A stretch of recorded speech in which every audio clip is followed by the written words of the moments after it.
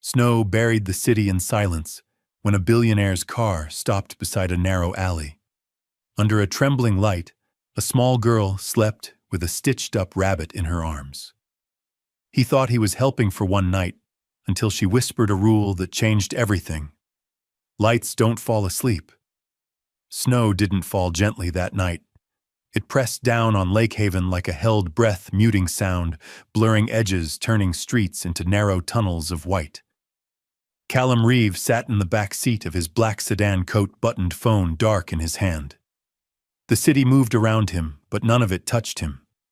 35 years old. Tech billionaire. A life measured in acquisitions and exits, and somehow still hollow. "Road ahead's blocked," the driver said. "We'll need to cut through the service road." Callum barely nodded. The car slowed, tires crunching softly as they turned past closed storefronts and loading docks buried in snow. That was when he saw it. "Stop," Callum said. The driver hesitated. Sir Callum leaned forward. There, the alley. Between two shuttered buildings was a narrow gap barely wide enough for a person to stand. Above a metal back door, a single security light buzzed and flickered, fighting the storm. Beneath it, curled against the brick half hidden in shadow, was a small shape. At first, Callum thought it was trash. Cardboard, a bundle of coats. Then the shape moved. Callum opened the door before the driver could protest. Cold sliced through him, instantly sharp and unforgiving. Snow stung his face as he stepped closer, shoes sinking into slush. It was a little girl. She was lying on flattened cardboard wrapped in a thin jacket far too light for the night. Her knees were drawn to her chest. In her arms, she held a stuffed rabbit, one ear crudely stitched back on with mismatched thread. She wasn't crying. She wasn't calling out.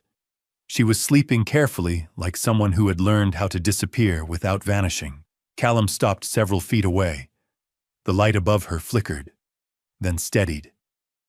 For the first time that night, something inside him did the same. Callum crouched slowly, keeping his hands visible, his movements deliberate. Snow drifted into the alley in lazy spirals, settling along the brick walls like silence made solid. "Hey," he said softly. "I'm not here to scare you." The girl's eyes opened. They were clear, alert, too calm for a child found sleeping in an alley during a winter storm. She didn't scramble away. She didn't cry. She simply watched him, fingers tightening slightly around the stuffed rabbit. Callum stayed where he was. "I'm just checking if you're okay," he continued, voice low and steady. "You don't have to answer if you don't want to." The girl blinked once. Snow dusted her dark hair, melting slowly along her lashes. Above them, the security light buzzed again, then steadied, casting a pale circle around her small body. "I'm okay," she said quietly. The words didn't convince him. They weren't meant to. They were practiced. Callum glanced at the cardboard beneath her, the thin jacket, the storm pressing in from all sides. "It's very cold tonight," he said. "Have you been here long?" The girl hesitated, then shrugged. "A while." Callum felt the weight of that word. He shifted slightly, lowering himself closer to the ground, so he wasn't towering over her. "My name's Callum," he said. "You don't have to tell me yours." She studied his face as if testing whether that sentence was true. After a moment, she looked down at the rabbit instead. "Her name's Junie," she said, nodding at the toy. Callum smiled faintly. "She looks like a good listener." The girl's lips twitched, not quite a smile, but close. A gust of wind tore through the alley, scattering snow across the concrete. The girl didn't flinch. She leaned slightly closer to the light. Callum followed her gaze upward. "That light," he said gently. "Is that why you chose this spot?" She nodded once. "It stays on," she replied. Callum sat back on his heels, the cold seeping through his pants. He welcomed it. It kept him present. Kept him from rushing, from fixing, from saying the wrong thing too fast. "Are you waiting for someone?" he asked. The girl nodded, then shook her head. My mom's working, she said. She said to wait here. Here, Callum echoed softly. She looked up at the security light eyes reflecting its pale glow. Where it's bright. Something tightened in his chest. That's a smart plan, he said. Lights help people see you. The girl considered this, then nodded again more confidently this time. Callum glanced back toward the car. Steam rose faintly from the hood. I have something warm in there, he said carefully. Hot chocolate. Would you like some? Her shoulders stiffened. I'm not supposed to take things. Okay, Callum said immediately. No disappointment? No pressure? That's okay. Snow fell between them, thick and quiet. After a moment, she asked, Is it extra, Callum repeated. Like, I have to pay later. He shook his head. No extra, no trade, just warm. She thought about that for a long time, long enough that Callum didn't interrupt. Finally, she nodded once. Callum moved, slowly retrieved the cup, and returned just as carefully. He placed it on the ground between them, not close enough to crowd her. She wrapped her hands around it, inhaling softly as the warmth reached her fingers. Thank you, she whispered, like the words themselves might cost something. You're welcome, Callum replied. You're not in trouble. She didn't answer. Instead, she leaned a little closer to the light. Lights don't fall asleep, she said quietly. Callum looked up at the buzzing fixture overhead, and for the first time in years, he believed her. The snow began to fall harder, not louder, just heavier, as if the night itself were leaning in. Callum glanced at his watch, then at the mouth of the alley. Time moved strangely here, stretched thin by cold and quiet. Are you warm enough? He asked. The girl nodded, though her fingers were still wrapped tightly around the paper cup. The steam curled upward, disappearing into the pale circle of light. Callum took a careful breath. I want to make sure you're safe tonight, he said. That means I need to call some people whose job is helping kids and families. Her hands froze. Am I in trouble? She asked. The question landed softly, but it hit deep. No, Callum said immediately, firm and gentle all at once. You didn't do anything wrong. Needing help isn't wrong. She searched his face again, longer this time, like she was reading small print. Snow gathered in her hair, melting slowly at her temples. My mom will be mad, she said quietly. Callum chose his words like stepping stones across ice. I think she'll be worried first. And then relieved. The girl looked down at Junie the rabbit. She pressed its stitched ear flat with her thumb, thinking. Finally, she nodded, small, precise. Okay. Callum stepped a few feet away, turning slightly so his back wasn't fully to her. He made the call calmly, clearly stating only what he knew, and nothing he didn't. Location. Weather. A child found safe alert, unharmed. No assumptions. When he ended the call, the alley felt even quieter than before. They're coming, he said when he returned. Just to help us figure things out. The girl nodded, then reached into her pocket and pulled out something small and crumpled. A plastic band, faded and thin. It says me, she whispered.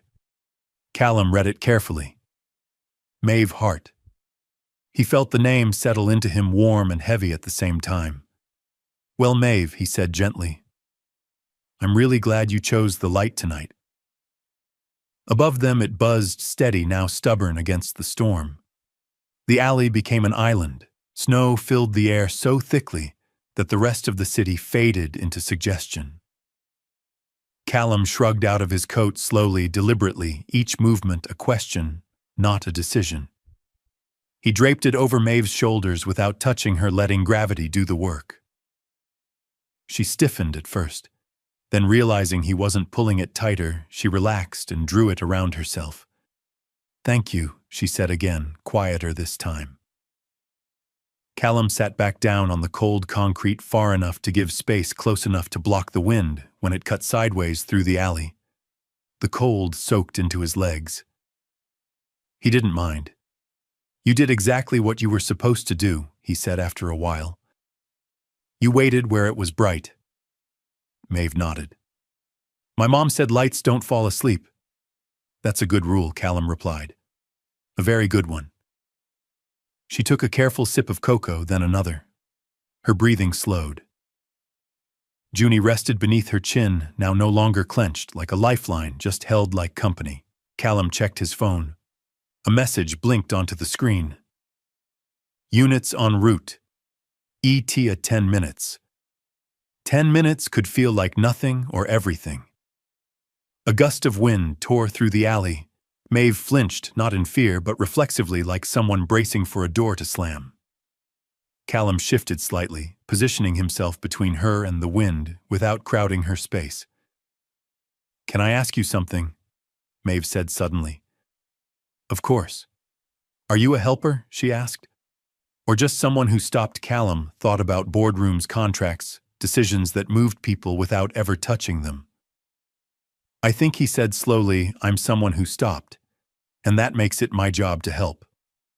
Maeve considered this. Then she nodded, satisfied. Above them, the light flickered, once then stayed on. The sound came first, a distant engine pushing through snow tires, complaining softly against ice. Maeve's head lifted immediately. Is that them? Almost, Callum said. Red and white lights appeared at the far end of the service road, blurred by snowfall. Not sirens. Just steady, careful movement. Two adults approached on foot, boots sinking into snow coats marked with city insignia. One knelt several feet away, mirroring Callum's posture. Hi there, the woman said gently. I'm Dana. This is Omar. We're here to help. Maeve glanced at Callum. They're the helpers I told you about, he said. That seemed to matter. Dana spoke calmly, asking simple questions. Was Maeve cold, hungry, hurt? Maeve answered honestly, nodding or shaking her head when needed. No pressure, no interrogation. Omar offered a thermal blanket, showing her how it worked, before placing it around her shoulders. Maeve allowed it, tucking Junie beneath it like a secret. She's been doing everything right, Callum said quietly to Dana. I didn't want to assume anything. Dana met his eyes. There was relief there. You did the right thing calling. The alley felt different now, less forgotten. Inside the outreach vehicle, warmth bloomed instantly, windows fogged. Maeve sat in the back between Dana and Omar, bundled and quiet. Callum took the seat across from her, angled away so she wouldn't feel watched. We're going to a nearby clinic, Dana explained softly. Just to make sure you're okay, and to help us contact your mom. Maeve nodded. She works late. Then she's probably very tired, Dana said, and very worried. Callum leaned forward slightly. We'll make sure she knows you're safe. Maeve looked at him. You're coming, yes, Callum said. If that's okay with you. She nodded once. As the car pulled away, Callum watched the alley recede in the rear window, the single light shrinking into the snow. But something told him it wouldn't go out. The clinic didn't smell like fear. It smelled like disinfectant, warm air, and something faintly sweet tea, maybe. The lights were bright, but soft, designed not to shout. Maeve noticed that immediately. She held Junie tight as Dana opened the car door. Inside is warm, Dana said gently. And we'll tell you what we're doing before we do anything. Maeve nodded. That mattered to her. Being told first. A nurse introduced herself and crouched to Maeve's height. I'm going to check your temperature. Is that okay? Maeve glanced at Callum. He nodded once. You're in control. That settled it. The exam was simple. No rush. No urgency that turned into panic. Maeve answered questions carefully, like each word needed to be placed exactly right. Cold a little. Hurt, noption. Hungry. She hesitated, then nodded. Crackers appeared. Juice. Choices, not commands. Callum stood near the wall, hands in his coat pockets, watching a world he had never been invited into before. Not because of money, but because of trust. Maeve sat at a small table afterward, crayons spread out in careful rows. She drew a large yellow circle, thick and deliberate. That's the light, she explained when Callum noticed. So it stays on? He asked. She nodded seriously. Lights get tired if you don't remind them. Callum smiled, something unfamiliar warming his chest. Dana returned with updates. We're narrowing down where your mom might be. Weather's slowing things, but we're making calls. Maeve's shoulders tightened. She's not in trouble, right? No, Dana said immediately. She's working.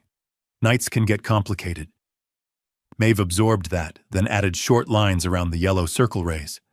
Outside, snow continued to fall. Inside, time slowed to a gentler rhythm. No alarms, no raised voices.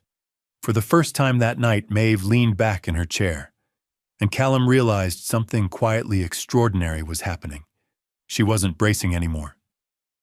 Minutes passed, then more.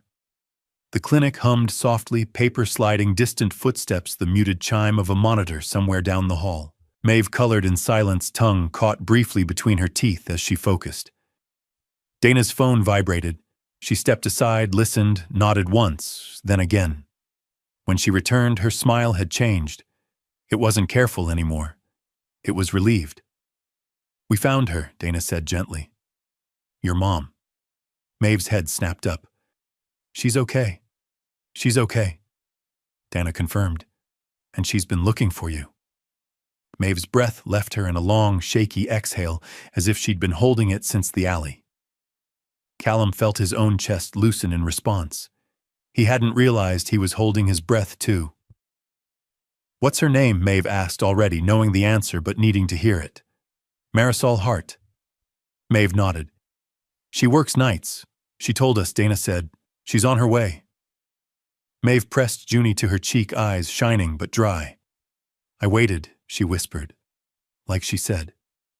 Callum knelt beside her. You did everything right. Maeve looked at him, studying his face again, the way she had in the alley. You stayed. Yes, Callum said softly. I stayed. When Marisol arrived, the world shifted. She came in wrapped in a borrowed coat, snow clinging to her sleeves, hair pulled back too quickly. The moment she saw Maeve, everything else disappeared. Maeve, she breathed. Maeve was out of her chair instantly. Marisol dropped to her knees just in time, arms closing around her daughter, laughter and sobs colliding in the same breath. I'm here, Marisol whispered. I'm so sorry. Maeve shook her head against her mother's shoulder. I waited where the light was. Marisol closed her eyes, holding her tighter. You did exactly right. Callum stood back, giving them space. This wasn't rescue. It was reunion. And it was louder than any siren. Dana explained everything calmly, where Maeve had been found, how the call was made, what steps were taken. There was no accusation in her voice, only clarity. Marisol listened, nodding, her arm never loosening around Maeve. When Dana gestured toward Callum, Marisol finally looked up. Her eyes were tired, guarded, protective. He stopped, Dana said simply, and he called. Marisol studied Callum for a long moment, then gave a small nod. Thank you, she said, voice thick, for not walking past. Callum shook his head. She told me where to wait. I just listened. Maeve tugged at Marisol's sleeve. This is Callum. He brought warm. That broke something open. Marisol managed a faint smile. Then I owe you more than a thank you. No, Callum said gently. You don't. Outside, the storm pressed harder. Buses were delayed, roads closed. Dana spoke again. We've arranged a warm place for the night, a hotel nearby, just until morning. Everything documented, everything optional. Marisol hesitated, the instinct of someone who'd learned to be careful with kindness. Maeve looked up. Can we go? Marisol nodded slowly. Yes, then Maeve turned to Callum. Can you come? Callum crouched so they were eye level. Only if your mom says it's okay. Marisol met his gaze. She saw no urgency there, no ownership, just presence. If you'd like, she said carefully. "I'd like," Callum replied. The hotel room was small but clean, warmed by a steady heater. Maeve changed into fresh pajamas, swinging her legs on the bed, Junie tucked under one arm. "The light didn't turn off," she said proudly. Marisol brushed her hair back. "No, baby, it didn't." Callum stayed near the door, giving them space. That night didn't end with fear. It ended with warmth, quiet breathing, and the certainty that just this once the light had stayed on long enough. Morning arrived quietly, as if the city itself wasn't sure it was allowed to wake them. Pale winter light slipped through the thin hotel curtains, landing softly across Maeve's face. She stirred, blinking once, then smiled when she realized where she was. The heater hummed steadily, not loud enough to demand attention, just enough to promise warmth. Marisol woke moments later, exhaustion settling in, only after relief had arrived. She sat up slowly, pressing a hand to her chest, grounding herself in the fact that Maeve was right there, safe, breathing evenly. Junie tucked beneath her chin. A gentle knock sounded at the door. Marisol stiffened instinctively. Maeve sat up. "It's okay," she said. "That's how helpers knock." Marisol opened the door to find Callum standing in the hallway with 2 paper bags and an uncertain smile. He didn't step inside. "I brought breakfast," he said. "Only if that's all right." Maeve nodded enthusiastically. Warm, very warm. They ate together at the small table, toast, eggs, juice. Nothing fancy. Everything deliberate. Maeve took her time, savoring each bite as if food had become something worth noticing again. Callum noticed she always glanced at her mother before reaching for something new. Later, Dana returned with a clipboard. "Today's about next steps," she explained calmly. "No rush, no pressure." She outlined options carefully: transportation assistance during storms, after-school care near Marisol's workplace, and a housing opening closer to the warehouse where Marisol worked nights. Every sentence came with a pause. Every pause came with permission to say no. Marisol listened intently, asking questions, taking notes in the margins like someone building a bridge plank by plank. Maeve colored beside them, drawing the alley again, but this time the light was brighter. People stood beneath it. "That's us," Maeve said simply. Callum stayed quiet, resisting the urge to solve everything all at once. For the first time in years, he understood something important. Stability didn't arrive with speed, it arrived with patience. By midday, the hotel room had transformed into a temporary planning space. Forms lay neatly stacked on the desk. Dana explained each page before a pen ever touched paper. No surprises, no assumptions. One form paused everyone. "Emergency contact," Dana read aloud. "Someone we can reach if transportation is disrupted again, or if something unexpected happens." Marisol's pen hovered. Callum didn't move, didn't offer, didn't fill the silence. Maeve looked up from her crayons. "Circles help," she said, tapping her drawing, "so people know where to stand." Marisol swallowed, then wrote a name carefully. Callum Reeve. Callum felt the weight of it immediately. Not ownership, not control, responsibility. "I'll answer," he said simply. "Anytime." Maeve smiled, satisfied. "You're in my circle now." Callum smiled back slower. "Then I'll do my best to earn that." After Dana left, the room felt quieter, less procedural, more human. Marisol exhaled deeply, like someone setting down a heavy bag after a long walk. "I didn't know it could feel like this," she admitted. Asking for help, Callum nodded. "I didn't either." Before they parted, Maeve tugged gently at Callum's sleeve. "Can we go see it?" He understood immediately. The alley, the light, she corrected. They drove slowly down the service road. In daylight, the alley looked smaller, less frightening. The security light was off now, unnecessary under the pale sky. Maeve frowned. "Lights rest too," Callum said gently. "But they're still there." She seemed satisfied with that. She stepped to the exact spot where she'd slept, placing Junie carefully on the ground. Then she whispered, not to either of them, but to the place itself. Thank you. Marisol watched, eyes shining. Callum studied the alley, how something so ordinary had held so much meaning. And in that moment, an idea began to form.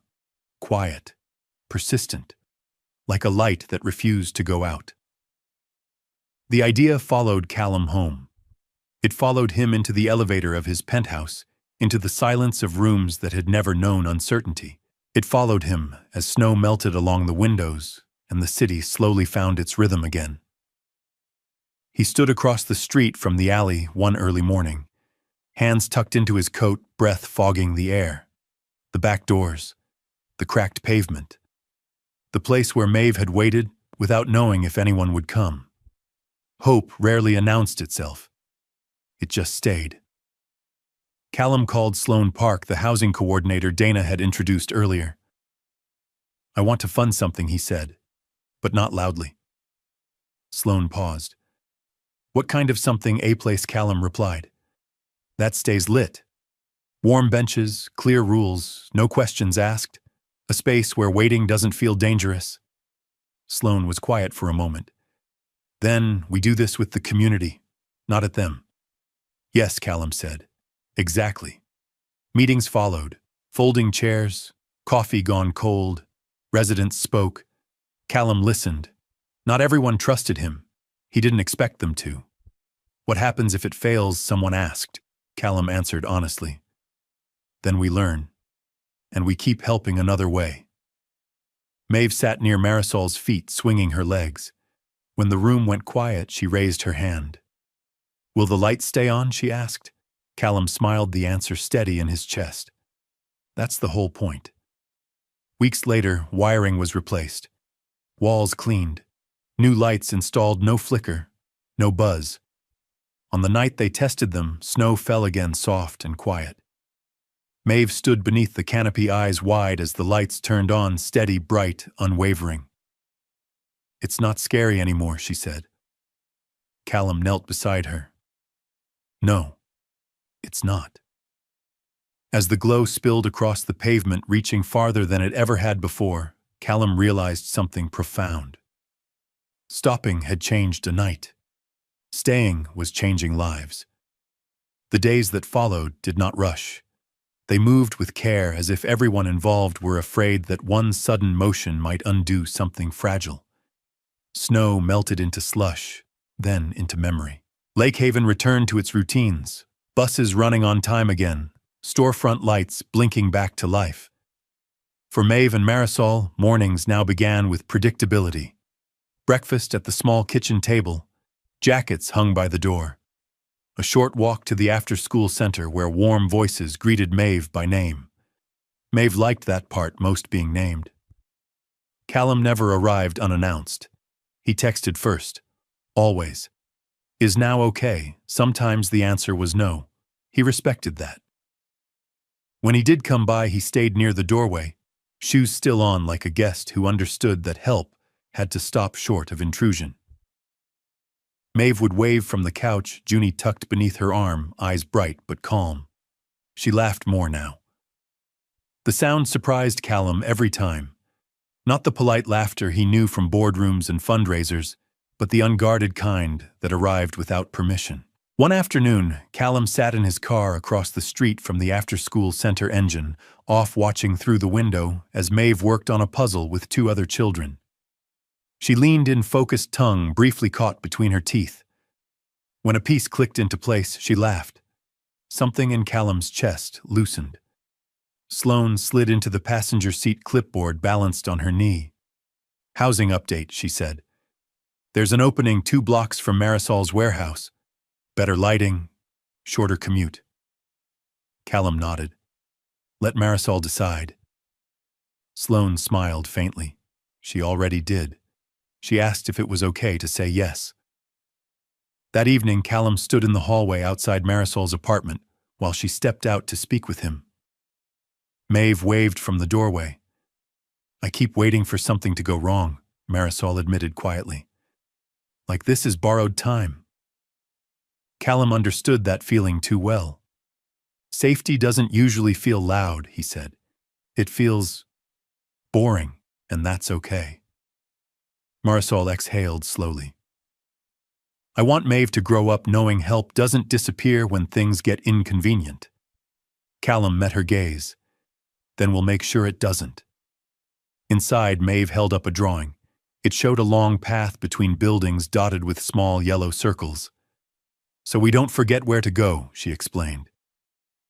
Callum nodded, throat tight. Neither of them noticed it then, but that path was already becoming something permanent. Fear did not return with noise. It arrived quietly the way winter sometimes did, ordinary, almost reasonable. It was a Tuesday evening when Marisol's hand slipped from the kitchen counter. No crash, no drama. Just a moment where the room tilted enough for her to sit down hard on the floor. Maeve looked up from her coloring. "Mama, I'm okay," Marisol said immediately, forcing steadiness into her voice. "Just dizzy." Maeve did not panic. She stood carefully the way she'd learned to move when something felt uncertain. She grabbed her jacket, then stopped remembering the rules. She didn't run. She didn't cry. She called Callum. He arrived within minutes, coat half-zipped, hair still damp from snow. He knelt beside Marisol, asking calm questions, keeping his voice even grounded. At the clinic, the doctor was thorough and kind.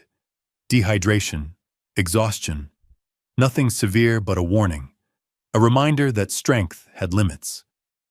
Maeve sat quietly in the waiting room. Junie in her lap, eyes fixed on the clock. "It won't stop right," she whispered to Callum. "The light." He knew what she meant. "No," he said softly. "It won't." That night, Maeve refused to sleep in her own bed. She curled up on the couch beside Callum, blanket tucked beneath her chin, nightlight glowing softly in the corner. Sometimes, she whispered, "If I stay awake, bad things won't happen." Callum swallowed. He didn't promise perfection. He promised presence. "You don't have to guard the world alone," he said. "Adults stay too." Maeve leaned against him. Her breathing slowed. Sleep came. Outside, snow fell again, light, persistent. Callum stayed awake, not out of fear, but out of choice. 2 days later, Marisol sat at the small kitchen table, sunlight spilling across the floor. Maeve was at school. The apartment was quiet. "I can't do this alone forever," Marisol said, "and I don't want to pretend I can." Callum listened. "I want Maeve to grow up knowing help doesn't flicker," she continued. "Not when people get tired." She met his eyes. "And I trust you." The word settled heavy and clean between them. Callum exhaled slowly. "Then we do this the right way."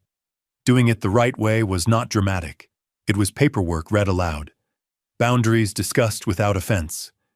Time taken where impatience would have been easier. Dana and Sloane were present for every conversation. Nothing rushed, nothing hidden. Shared guardianship contingencies, emergency contacts, education funds that required oversight, healthcare access documented and reviewed. No saviors, no secrets. Weeks later, they sat in a quiet courtroom. No audience, no spectacle. Just a judge who spoke carefully, reviewing arrangements designed for stability, not ownership. Maeve sat in the back row with Junie in her lap, feet swinging slightly above the floor. She did not fidget. She did not look scared. When it was done, she didn't cheer. She smiled, small and sure. Outside, snowflakes drifted lazily through the air. So Maeve said, walking between them, holding both hands, "This means we're a team." Marisol knelt to her level. "Yes, a team." Callum nodded. "The kind that stays." That evening, they walked past the new stay-lit station together. The lights glowed steadily, reflecting off fresh snow. Maeve stopped and looked up. "It didn't turn off," she said. "No," Callum replied. "And it won't." Maeve squeezed both their hands, satisfied. The world had not become perfect, but it had become reliable. And Callum realized that might be the greatest gift you could give a child. Not a rescue, not a miracle, but a promise that didn't flicker when winter returned. Construction finished quietly. No banners, no press, no speeches rehearsed for applause. Just workers packing up their tools beneath a canopy that no longer buzzed or flickered. The wiring was new. The lights were steady. The concrete had been smoothed and marked with simple guiding lines, nothing flashy, just enough to help tired feet find their way. The first night the station reopened, snow returned. Not angry snow, not storm snow, just soft flakes drifting down like punctuation at the end of a long sentence. Maeve stood beside Marisol under the canopy, her bright knit hat pulled low over her ears. Junie peeked out from her backpack. She tilted her head back, eyes wide, watching the lights glow evenly above her. "They don't shake," she said. "No," Callum replied, standing a step behind them. "They don't."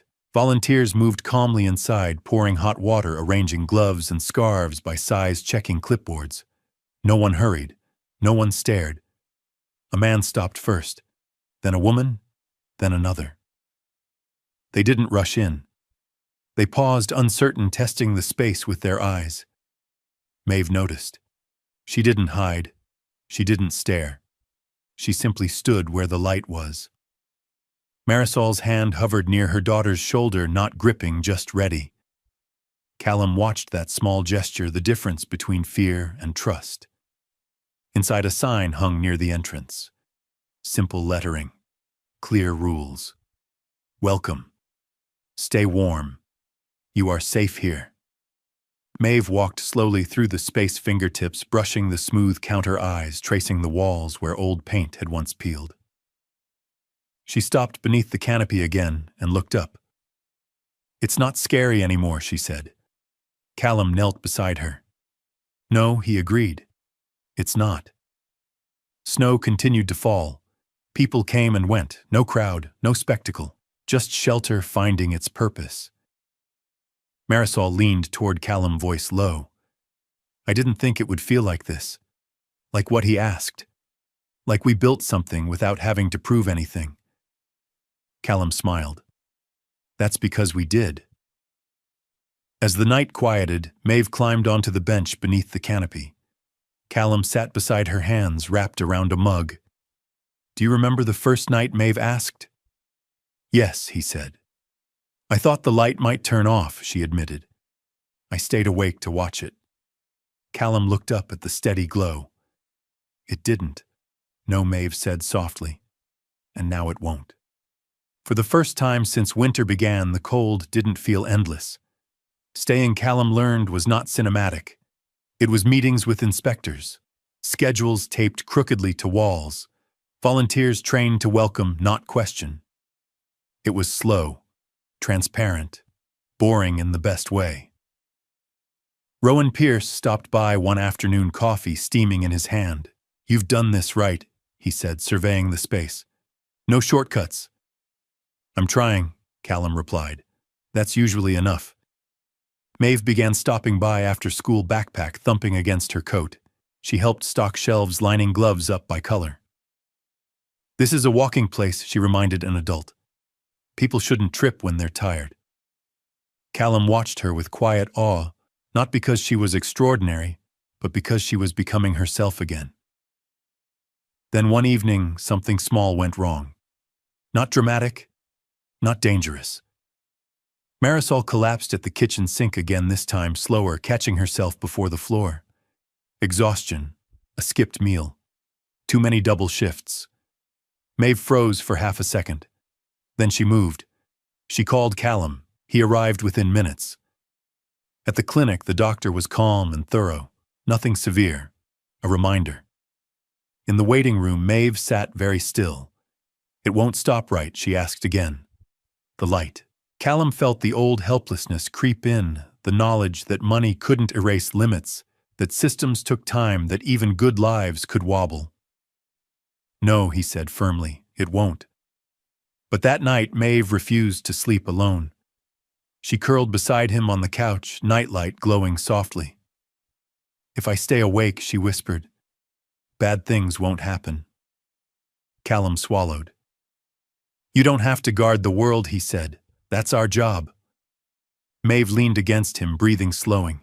2 days later, Marisol spoke the truth she'd been circling for weeks. "I can't do this alone forever," she said at the kitchen table. "And I don't want Maeve growing up thinking help disappears."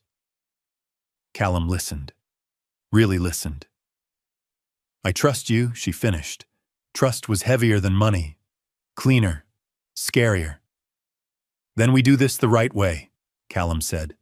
"Long-term, legal, clear, no rush, no heroics. Just commitment that could survive boredom." Weeks later, the judge spoke carefully. Reviews scheduled. Oversight built in. Shared responsibility. When it was done, Maeve didn't cheer. She smiled. Outside, she walked between them, holding both hands. "This means we're a team," she said. Marisol knelt. "Yes," Callum nodded. "The kind that stays."